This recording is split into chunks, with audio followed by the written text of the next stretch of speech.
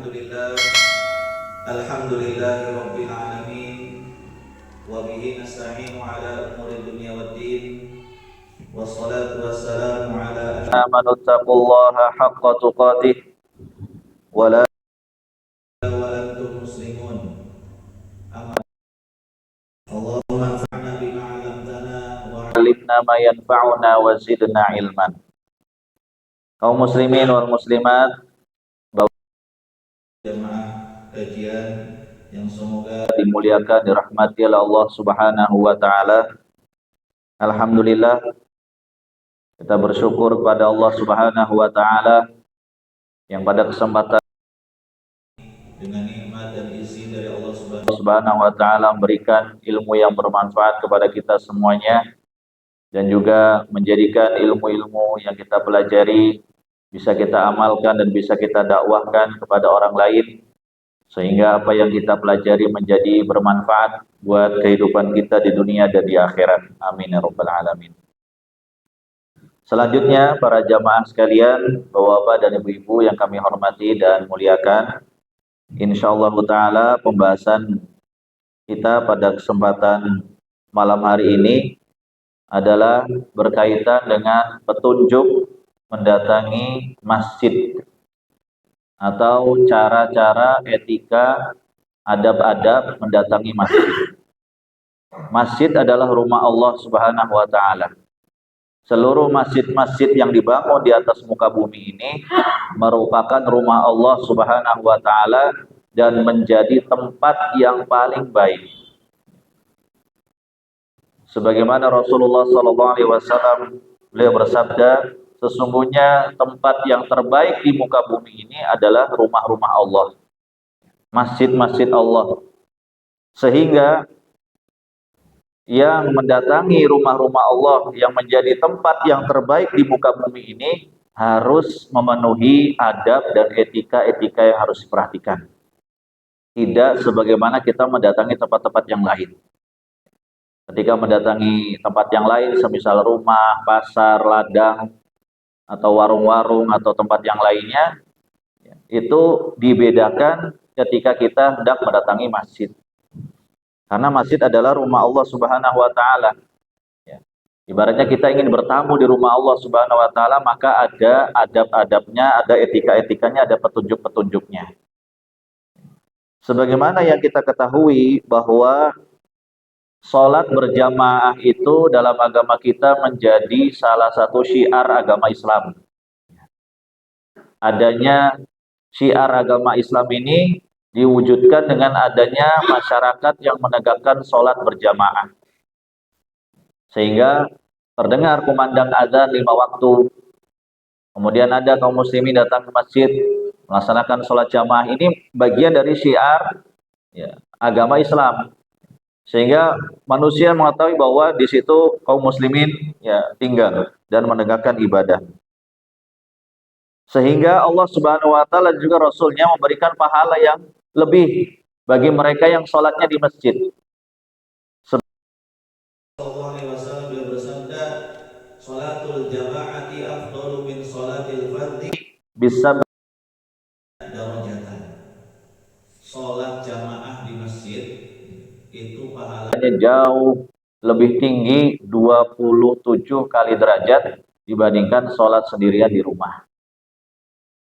Sehingga sholat berjamaah di masjid ini Allah lipat gandakan 27 kali lipat. Adapun kalau kita sholat di rumah cuma dapat 1 pahala. Maka oleh karena itu kita bersemangat untuk mendatangi masjid-masjid untuk sholat berjamaah. Dan alhamdulillah kalau sudah 5 waktu, dimanapun kita berada, kalau kita bisa sholat 5 waktu berjamaah di masjid, maka pahalanya 27 kali lipat dibandingkan sholat sendiri. Oleh karena itu, untuk menyempurnakan pahala-pahala sholat jamaah, maka kita perlu memperhatikan bagaimana adab-adab dan petunjuk-petunjuk ketika mendatangi masjid. Kaum muslimin wal muslimat, bapak-bapak dan ibu-ibu, jamaah kajian yang semoga dimuliakan Allah Subhanahu wa taala. Petunjuk yang pertama, ketika kita mendatangi masjid, untuk bertamu di rumah Allah Subhanahu wa taala adalah berpakaian dan berpenampilan yang terbaik. Berpakaian dan berpenampilan yang terbaik.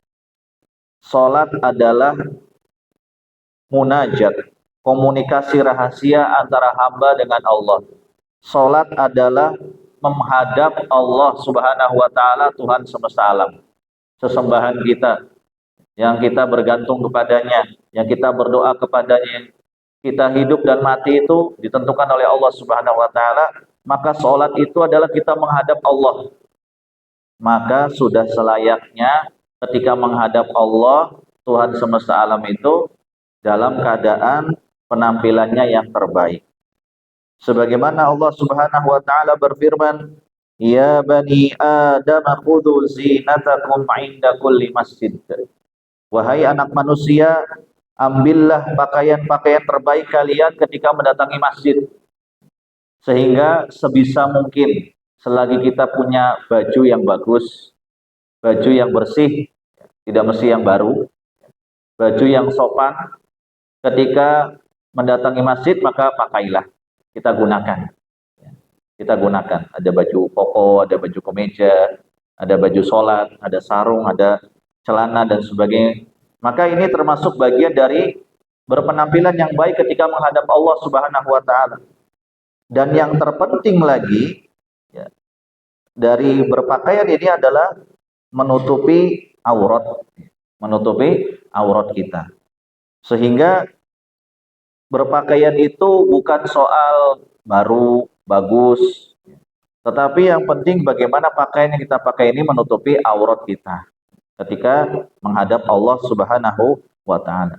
Jangan sampai ketika kita sholat menghadap Allah pakaiannya compang-camping, pakaiannya asal-asalan, bahkan mengeluarkan aroma yang mengganggu orang lain, bau tidak sedap. Padahal ya, di dunia ini kalau kita ingin menghadap pejabat, menghadap orang penting, menghadap presiden, menghadap raja, menghadap gubernur, menghadap bupati, wali kota, bahkan kalau kita mau ada tamu di rumah kita aja, kita nggak mungkin pakaiannya compang-camping ala kadarnya, nggak mungkin. Mesti minimalnya pakaian yang sopan, yang rapi, ya, syukur-syukur pakai parfum, minyak wangi, sudah mandi, ya, ketika menyambut tamu atau ketika kita menghadap orang yang penting. Ini di dunia, sesama manusia.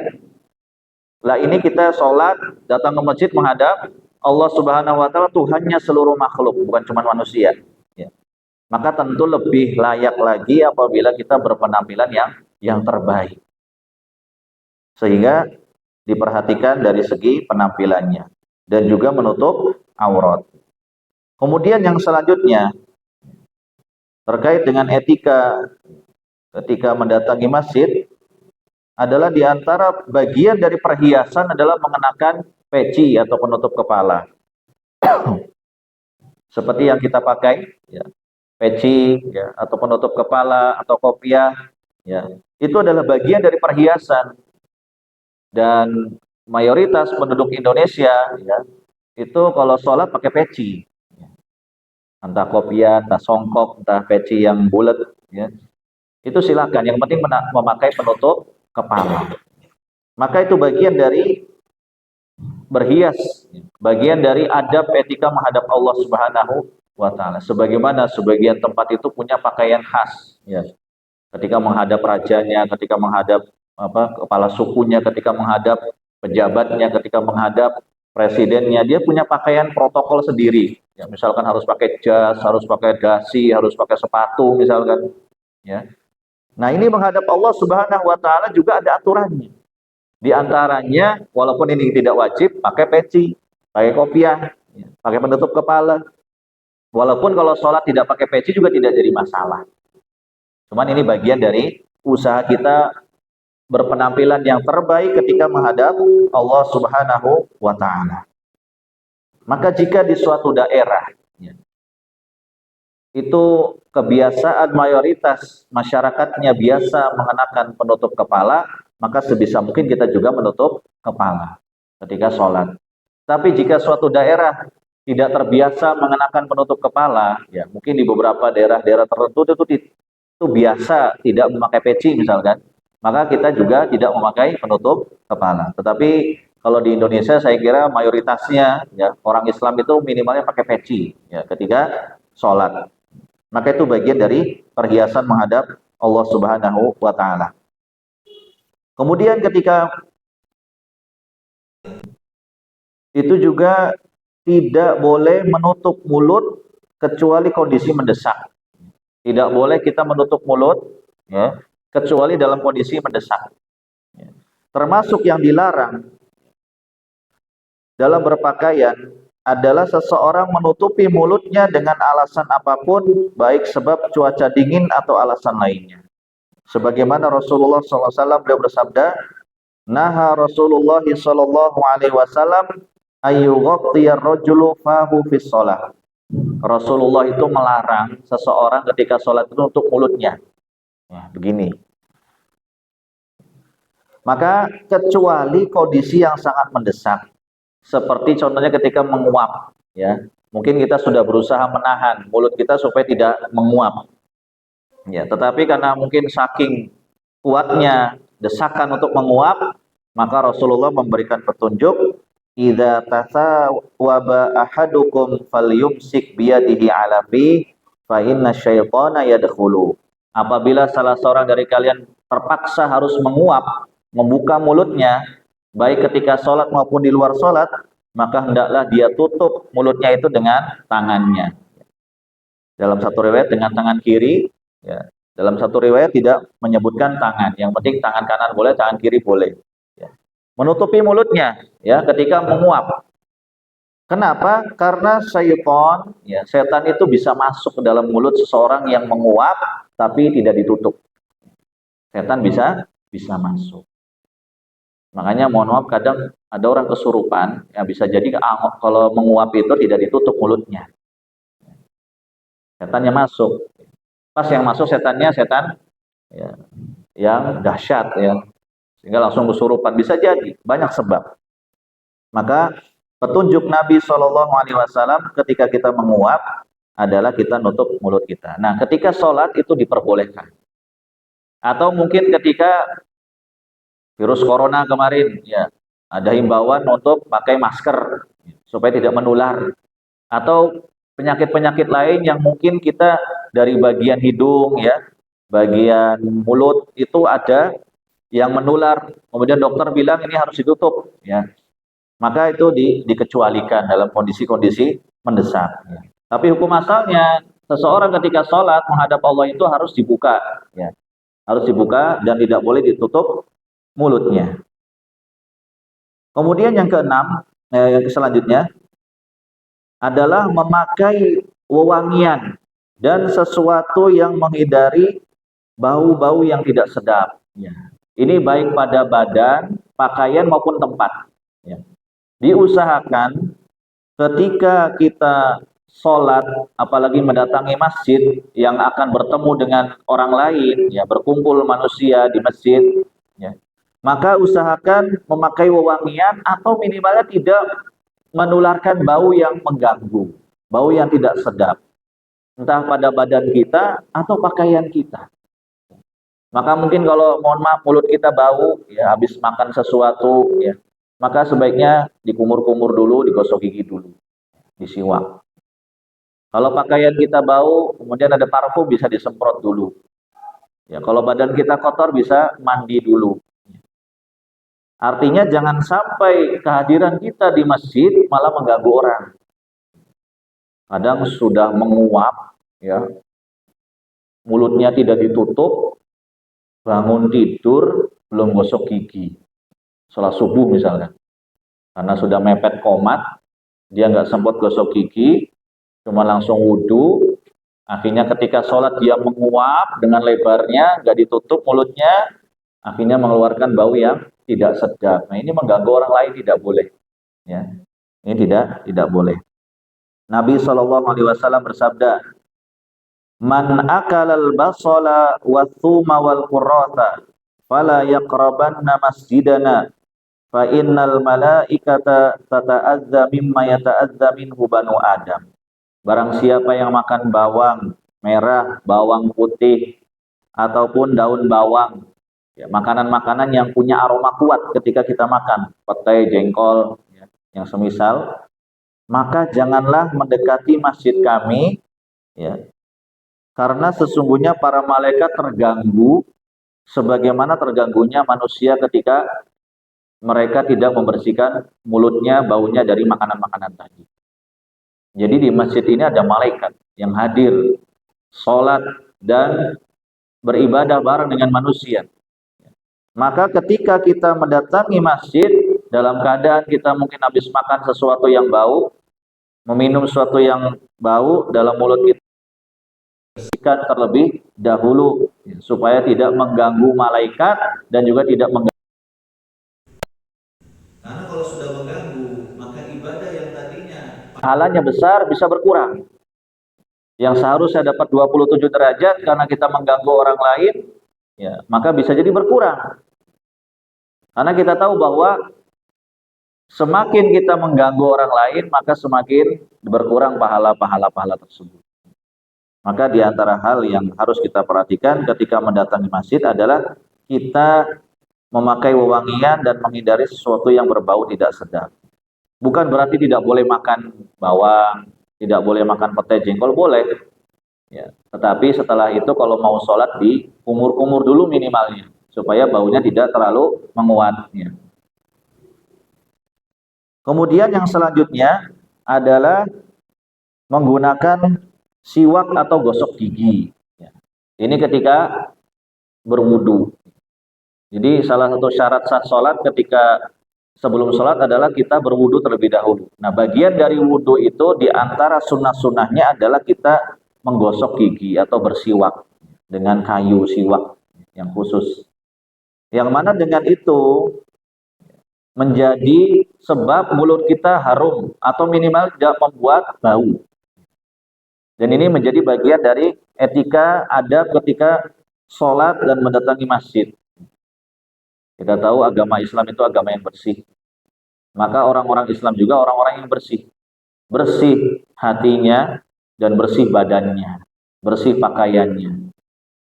Ya, maka termasuk bagian dari kebersihan adalah kita menggosok gigi atau menggunakan siwak. Nabi SAW bersabda, "Laula an asyqa ala ummati la amartuhum bisiwak inda kulli salatin wa fi riwayatin inda kulli wudu'in." Kalau andaikan tidak memberatkan umatku, niscaya akan aku wajibkan umatku itu setiap kali mau sholat atau mau wudu itu bersiwak, gosok gigi dulu. Tetapi karena itu memberatkan, maka Nabi tidak mewajibkan. Hukumnya hanya sunnah. Ya. Jadi boleh kalau wudu tidak gosok gigi, sholat tidak siwak gosok gigi, tidak mengapa. Sholatnya dan wudunya tetap sah, tetapi diusahakan mengamalkan selagi mampu. Kemudian yang selanjutnya adalah bersegera meninggalkan urusan dunia ketika mendengar azan.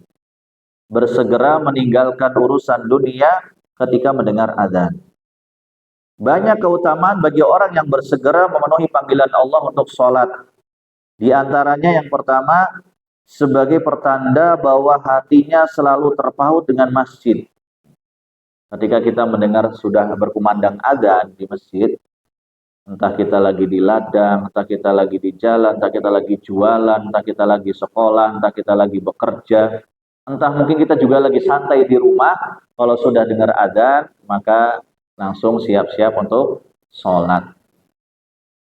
Dan kalau siap-siapnya dari azan itu, insya Allah tidak masbuk sholat jamaahnya. Ya. Kalau siap-siapnya baru pas dengar qomat, langsung baru dadak wudu, dadak pakai baju, pakai sarung, biasanya nanti sholatnya masbuk. Ya. Maka untuk menghindari masbuk terlambat itu, ketika dengar azan langsung ya kita ke kamar mandi, wudu, bersuci, pakai baju, jalan ke masjid.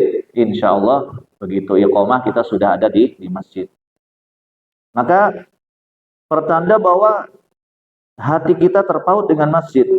Dan jika demikian, maka dia menjadi salah satu dari 7 golongan yang akan mendapatkan naungan dari Allah pada hari kiamat nanti.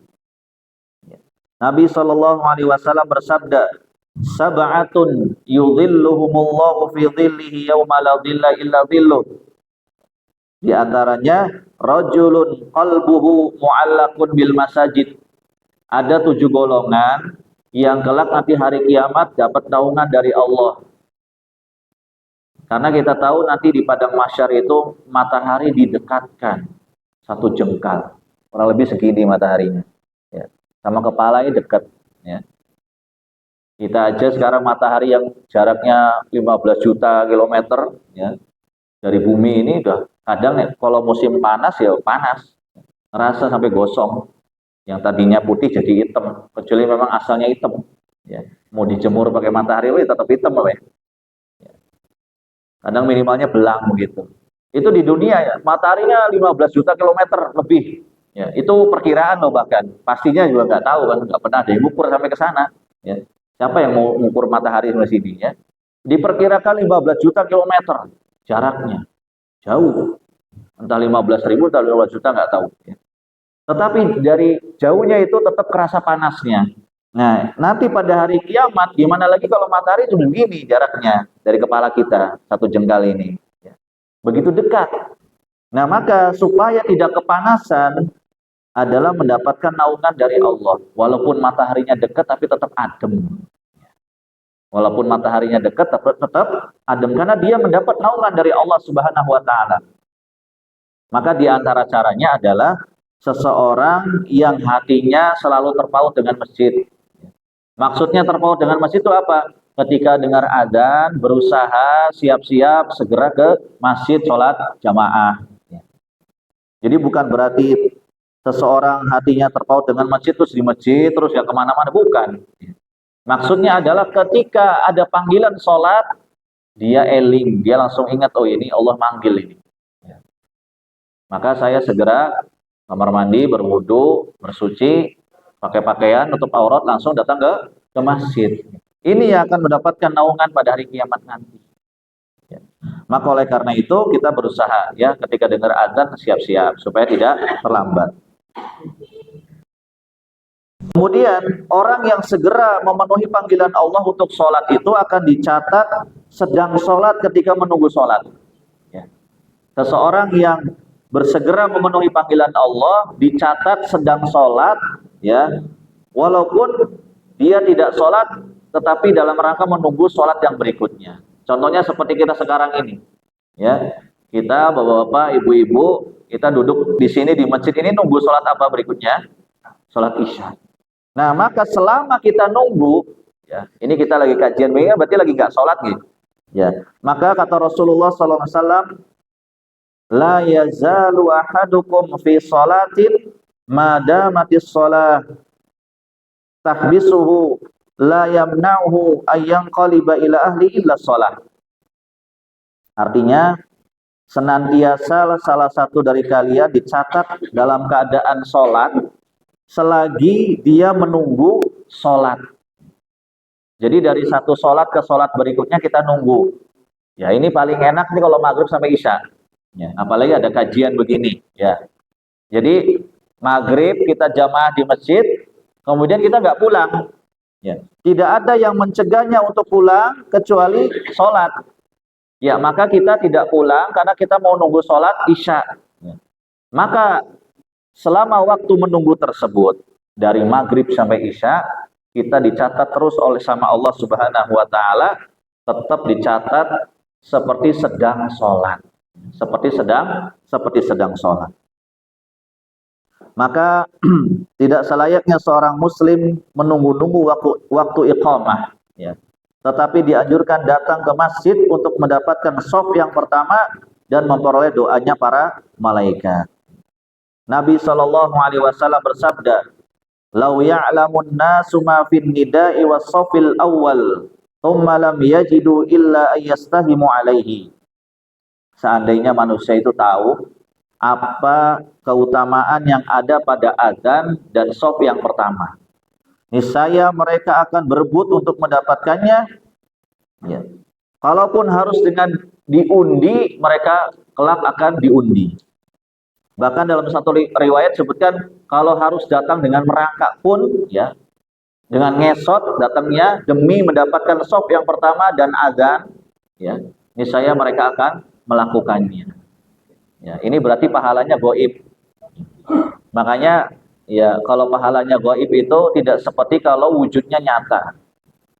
Contoh, misalkan di masjid ini di shop pertama itu ya dikasih lembaran uang warna merah 100 ribuan.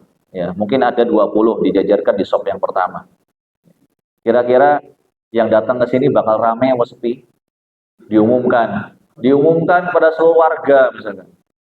Dusun Kenayan gitu. Ya, bahwa di masjid apa? Sabilur Rahman di shop yang pertama sudah kami sediakan 20 lembar uang 100 ribuan. Oh, langsung berbondong-bondong pada datang gitu. Ya. Demi mendapatkan apa? Uang 100 ribu rupiah. Kelihatan wujudnya gitu. Nah, Nabi SAW bersabda, andaikan manusia tahu keutamaan yang ada di shop yang pertama dan keutamaan adzan, niscaya mereka akan datang berbondong-bondong. Kalau perlu diundi, ya bikin nomor antrian, nanti dikocok siapa di shop pertama, niscaya mereka akan melakukannya. Tetapi kenyataannya tidak ada. Karena apa? Pahala itu goib. Ya, pahala itu goib, nggak kelihatan. Kita sholat ini nggak tahu kan pahalanya kayak apa, nggak tahu. Kalau andaikan pahala diwujudkan dengan uang, niscaya banyak orang beriman. Masjid penuh, ya, masjidnya penuh sampai nggak muat mungkin, ya. Tetapi karena pahala itu sama Allah dibuat goib, dibuat nggak kelihatan, ya, maka menguji keimanan kita. Siapa kita yang yakin pahala dari Allah dan siapa yang imannya masih lemah. Maka ketika mendengar adzan diusahakan kita siap-siap datang lebih awal, ya, supaya tidak ketinggalan sholat berjamaah. Dan para malaikat senantiasa mendoakan orang-orang yang menunggu sholat di masjid. Allahumma gfir lahu, Allahumma arhamhu. Ini para malaikat yang berdoa. Allahumma gfir lahu, ya Allah ampunilah orang ini. Yaitu orang yang sedang duduk untuk menunggu sholat. Seperti kita-kita sekarang ini, ya, sedang menunggu sholat yang berikutnya. Berarti para malaikat yang ada di langit dan yang hadir di tengah-tengah kita walaupun nggak kelihatan, itu senantiasa mendoakan Allahumma gfir lahu, ya Allah ampuni dia. Ampuni kita semuanya. Allahumma arhamhu, ya Allah rahmatilah kita semuanya. Ini yang berdoa malaikat. Kalau yang berdoa malaikat itu udah pasti diijabah doanya. Kenapa? Karena malaikat itu makhluk yang paling taat dan tidak pernah berbuat maksiat. Beda sama kita. Kalau kita berdoa mungkin kadang tidak langsung diijabah karena mungkin kita banyak dosanya, ya. Maka kalau malaikat yang berdoa memohonkan ampun buat kita-kita yang sedang duduk menunggu sholat ini, udah pasti mustajab doanya. Ya, tinggal kita yakin atau tidak. Kalau kita yakin, insya Allah selama kita nunggu ini pulang dari sini dosanya sudah diampuni oleh Allah Subhanahu Wa Taala. Tapi kalau nggak yakin, ya sudah. Daripada duduk di sini, mending nongkrong di tempat yang lain, ya, seperti itu. Maka itu adab yang selanjutnya, yaitu adalah kita berusaha mendatangi masjid di awal waktu. Ketika sudah dengar adzan langsung segera siap-siap. Jangan nunggu qomat, ya. Kecuali kalau ada uzur, ya. Misalkan ada pekerjaan yang harus segera diselesaikan, nggak jadi masalah. Tetapi kalau tidak ada pekerjaan, santai-santai saja di rumah, ya, cuma nongkrong-nongkrong di teras rumah, maka kalau sudah dengar adzan, nah segera, ya, kita wudu, kita pakai sarung, pakai baju sholat, kita pakai peci, lalu datang ke masjid. Kemudian adab yang selanjutnya di antara etika ketika mendatangi masjid dan ketika sholat adalah berdoa saat keluar rumah menuju masjid. Ya. Berdoa saat keluar rumah menuju masjid. Bagaimana doanya? Bismillahi tawakkaltu 'ala Allah, la haula wala quwwata illa billah. Insyaallah gampang. Bismillahi tawakkaltu 'ala Allah, la haula wala quwwata illa billah. Ini doa keluar rumah. Ya. Ketika keluar rumah, mau ke masjid, mau ke ladang, mau ke sekolah, mau ngantar anak, mau ke pasar, mau kemanapun, ketika keluar rumah, Nabi mengajarkan apabila salah seorang dari kalian hendak keluar rumah, maka ucapkanlah basmalah, yaitu bismillah. Kemudian bertawakallah kepada Allah. Maka doanya Bismillahi tawakkaltu 'ala Allah, la haula wala quwwata illa billah. Keutamaannya, barang siapa yang membaca doa tadi ketika keluar rumah, maka faqad kufita wa hudita. Sungguh engkau telah dicukupi dan diberi hidayah serta dijaga oleh Allah Subhanahu wa taala. Makanya ya, ketika keluar rumah kalau kita berdoa kepada Allah, ya, niscaya Allah akan menjaga kita. Kalau Allah sudah menjaga kita ketika keluar rumah, insya Allah ada mara bahaya apapun akan dihindarkan oleh Allah Subhanahu wa taala. Yang seharusnya mungkin kecelakaan, tidak kecelakaan. Yang seharusnya mungkin ditubruk, tidak ditubruk. Yang seharusnya mungkin kena penyakit, kena apa segala macam, tapi dihindarkan sama Allah Subhanahu wa taala ketika kita membaca doa keluar rumah. Dan kalaupun ya dapat sesuatu yang tidak enak, kecelakaan kah, musibah kah, ketemu yang tidak enak, maka Allah Subhanahu wa taala tetap menghitung dan menganggap kita mendapatkan pahala. Karena kita sudah membaca doa tadi ya. Maka jangan pernah kita tinggalkan doa keluar rumah ya, terutama ketika menuju masjid ya, supaya kita dijaga oleh Allah Subhanahu wa taala. Kemudian yang selanjutnya ya, dari etika ya atau petunjuk Nabi Shallallahu alaihi wasallam ketika mendatangi masjid atau ketika mau sholat adalah berjalan kaki lebih utama. Berkendaraan tidak dilarang. Bapak-bapak yang rumahnya sekitaran sini jalan kaki ya, itu lebih utama. Sementara saya naik mobil ya. Tapi tidak dilarang ya, boleh. Misalnya bapak-bapak rumahnya agak jauh, naik motor ke sini, naik sepeda, tidak jadi masalah, boleh. Seorang yang berjalan kaki ke masjid mendapatkan pahala lebih besar daripada orang yang berkendaraan. Orang yang berjalan kaki ke masjid itu pahalanya lebih besar daripada yang berkendaraan. Bahkan dengan berjalan kaki akan dihapuskan dosanya dan ditinggikan derajatnya. Ya. Rasulullah SAW bersabda, "Man tatahhara fi baitihi, thumma masya ila baitin min buyutillah, liyaqdiya faridatan min faraidillah, kanat khatwatahu ihdahuma takhuttu khati'atan wal ukhra tarfa'u darajatan." Barang siapa yang berwudu dari rumahnya, bersuci dari rumahnya, kemudian keluar rumah menuju masjid jalan kaki, ya, untuk menunaikan sholat yang wajib, sholat 5 waktu, maka satu langkah dihitung sebagai pengampunan dosa dan satu langkah yang satunya lagi diangkat derajatnya. Karena kita ada 2 kaki, kanan kiri, alhamdulillah kita kasih Allah normal kakinya 2. Ketika berjalan kanan kiri, kanan kiri, kanan kiri, maka yang kanan mengangkat derajat, yang kiri menghapus dosa, atau sebaliknya sama saja. Berarti kalau Bapak Ibu berjalan dari rumah ke masjid, ada 100 langkah misalkan, berarti 100 dosa diampuni, 100 derajat Bapak Ibu mendapatkan kenaikan derajat. Semakin jauh rumahnya, dengan jalan kaki, semakin banyak langkahnya, semakin apa? Besar derajat semakin tinggi derajatnya dan diampuni dosa-dosanya. Semakin banyak dosa yang diampuni. Ini kalau jalan kaki. Tapi kalau berkendaraan ini tidak dapat. Bukan berarti nggak boleh ya, boleh Bapak Ibu naik motor ke sini. Naik. Jadi kalau naik kendaraan, naik motor, naik sepeda, naik mobil itu bukan dihitung rodanya berputar berapa kali, enggak. Ya. Karena Nabi hanya menyebutkan kaki, ya. 1 kaki ngangkat derajat, 1 kaki menghapuskan dosa.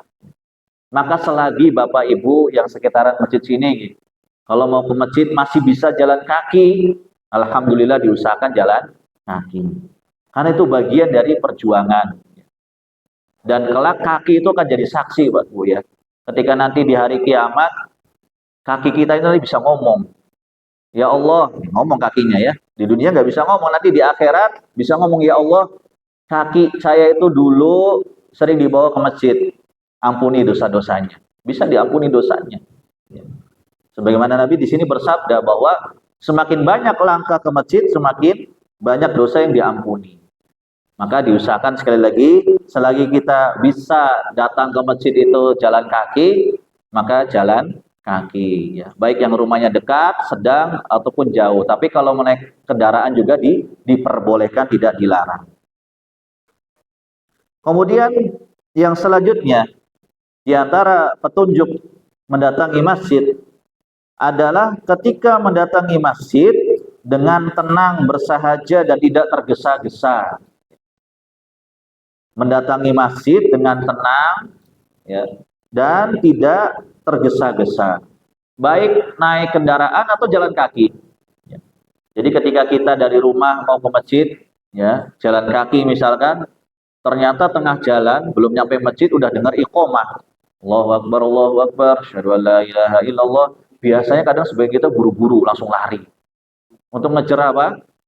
Supaya tidak ketinggalan sholatnya. Betul nggak? Begitu biasanya. Nah, kata Nabi Shallallahu Alaihi Wasallam, apabila kalian mendatangi masjid untuk sholat, dalam keadaan kalian sudah mendengar iqomah, ya, sudah qomat, maka tetap jalan dengan tenang, bersahaja, santai, dan tidak usah tergesa-gesa.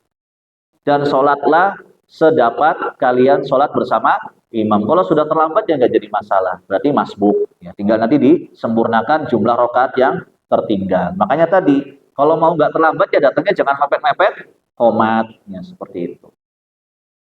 Nah, sehingga ketika mendatangi masjid dengan tenang, apa faidahnya? Apa keutamanya? Ketika sampai masjid tidak ngos-ngosan. Kemudian ketika sudah takbir Allahu Akbar, napasnya tidak terengal-engal. Akhirnya apa? Gak bisa baca iftitah tidak bisa, baca Al-Fatihah yang ngos-ngosan, ya, baca bacaan sholat yang ngap-ngap, ya seperti itu.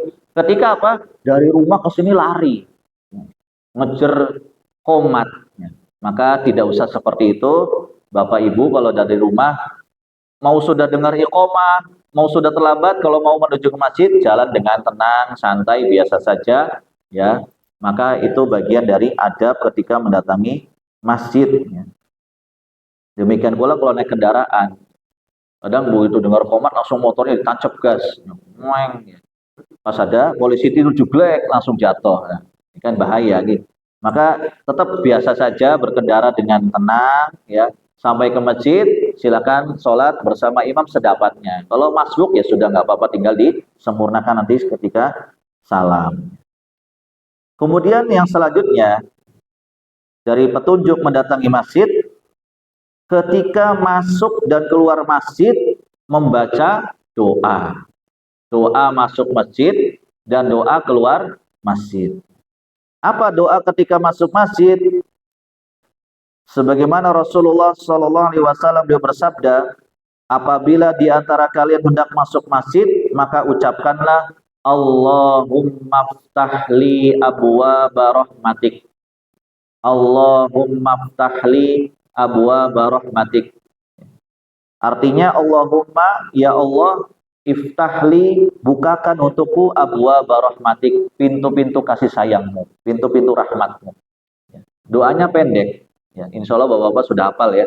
Ya, ibu-ibu sudah hafal, tinggal dipraktekkan ketika masuk masjid, dahulukan kaki kanan. Ya, jadi ketika menginjakkan kaki pertama kali di lantai masjid, ya, di pagar atau di pintu itu kita dahulukan kaki kanan. Kemudian membaca doa, Allahumma ftahli abwaaba rahmatik. Kemudian ketika keluar masjid, ya, ketika keluar masjid membaca doa lagi, sembari mendahulukan kaki kiri. Mendahulukan kaki kiri membaca doa, Allahumma inni as'aluka min fadlik. Allahumma inni as'aluka min fadlik. Allahumma ya Allah, inni as'aluka, sungguhnya aku memohon kepadamu min fadlik, dari karuniamu. Jadi ketika masuk masjid mendahulukan kaki kanan, kemudian membaca doa. Ketika keluar masjid mendahulukan kaki kiri, kemudian membaca doa. Ya. Maka ini diantara etika apa mendatangi masjid, karena masjid itu rumah Allah. Ya. Maka masuk baca doa, keluar baca doa sebagai bentuk kita memohon karunia dan rahmat dari Allah Subhanahu wa taala yang memiliki rumah ini. Sehingga ketika bertamu, ya, kita membaca doa, kemudian ketika pamit mau keluar juga kita membaca doa, senantiasa Allah akan menjaga dan melindungi kita. Itu yang selanjutnya itu apa? Mendahulukan kaki kanan ketika masuk masjid, kemudian membaca doa, kemudian mendahulukan kaki kiri ketika keluar masjid sambil membaca doa. Kemudian yang terakhir ya, adalah memperhatikan anak-anak kecil ketika dibawa ke masjid. Ya, memperhatikan anak-anak kecil ketika, ya. Ini jika bapak ibu bawa anaknya atau cucunya ke masjid, maka tolong dijaga masing-masing. Jangan sampai bawa anak mau malah bikin gaduh. Jangan sampai bawa anak malah bikin jamaah yang lain tidak khusyuk, lari sana lari sini. Orang tuanya tanggung jawab. Ya. Jadi misalkan bapak ibu bawa ke masjid, bawa anak kecil boleh, tapi kondisikan anaknya jangan sampai mengganggu orang lain. Ya. Muru auladakum bis shalah wa hum abna'u sab'i sinin. Perintahkan anak kalian untuk sholat ketika umur 7 tahun dan pukullah mereka ya ketika mereka sudah berumur 10 tahun. Jadi kalau sudah 7 tahun boleh dibawa ke masjid. Kurang dari 7 tahun boleh enggak? Kurang dianjurkan. Kalau dibilang boleh, boleh. Masih bayi 2 tahun ya atau setahun digendong ke masjid boleh? Boleh. Tetapi kurang dianjurkan. Ya, karena khawatir akan mengganggu sholat. Maka sebaiknya ketika umur 7 tahun lah kita baru ngajak anak-anak kita ke masjid, itu pun dijaga sama orang tua masing-masing. Nah, sehingga tidak merepotkan orang-orang lain. Maka ini para jamaah sekalian beberapa petunjuk-petunjuk dari mendatangi masjid. Mudah-mudahan nanti bisa diamalkan dalam kehidupan sehari-hari sehingga kita mendapatkan pahala dari Allah Subhanahu wa taala dengan pahala yang melimpah di samping pahala sholat jamaah. Demikian pula pahala ketika kita mendatangi masjid rumah Allah yang mulia ini. Amin ya rabbal alamin. Semoga apa yang dipelajari bermanfaat. Demikian yang bisa kami sampaikan. Sekali lagi kami ucapkan terima kasih atas kehadirannya dan kesempatannya. Mohon maaf atas segala kekurangannya. Kita akhiri dengan doa kafaratul majelis. Subhanakallahumma wa bihamdika asyhadu an la ilaha illa anta astaghfiruka wa atubu ilaik. Alhamdulillahirabbil alamin. Assalamualaikum warahmatullahi wabarakatuh.